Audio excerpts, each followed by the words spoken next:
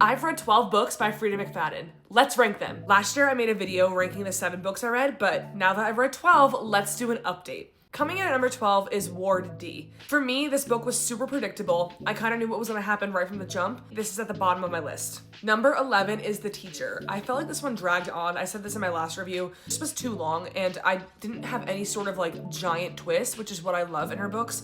So this one's at the bottom for me too. Coming in at number 10 is Dead Men. I actually really liked how this one was written, how it kind of jumped between characters and it would go back to the beginning for each of the characters. At the end, I was shocked, but it just wasn't hitting what I wanted it to hit, if that makes any sense. I enjoyed it, but it's still kind of low on my list. Okay, coming in at number 9 is The Housemaid. I've made a whole TikTok about this. I've talked about it multiple times, but this one felt like it was ripped off from another book, The Last Mrs. Parrish. So I don't love it. I also saw the movie and thought the book was better than the movie, of course, but it still was not my favorite. Which leads me to number 8, which is The Housemaid's Secret, the second book in the series. I liked it. I thought it was great. I loved the expansion with Millie and Enzo, and I'm just gonna leave it there. Number 7, I have The Housemaid is Watching, which is the third and final book in the series. Oh, there's also a short story in between. I read that too, but I'm not really counting that as a book. It was fine. It was like nice to bridge the gap, I guess. But anyway, this actually was my favorite in the series. And I know online it gets a lot of hate that the series was dragged on too much, but I actually thought it was really like necessary and I liked it. I enjoyed the whole read. So that's number 7 for me. Number 6 is Never Lie.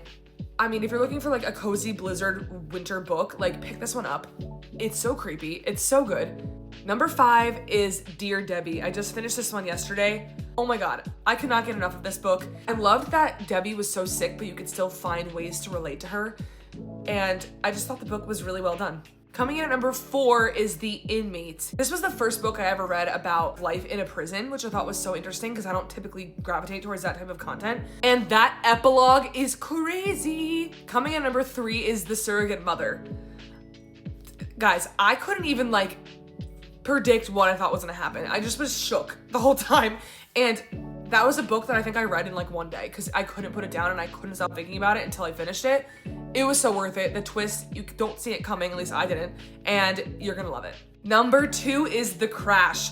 Talk about heart-racing book. Like this was anxiety inducing. Also another good book for wintertime if you're looking for like a blizzard vibe.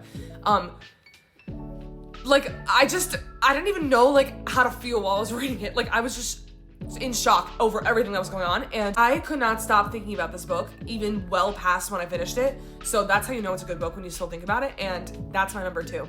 And finally, my number 1, to no one's surprise if you've watched my TikToks before, is The Boyfriend.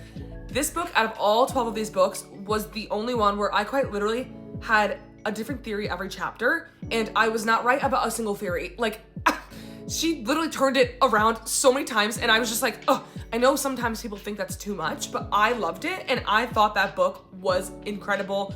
5-star read, amazing, and you should pick up The Boyfriend if you haven't already read it. Okay, so that's it. So what other books am I missing from Freida that you guys think I should read? Comment below. And as always, you can see what I'm reading in real time on my Goodreads, which is linked in my bio. Happy reading!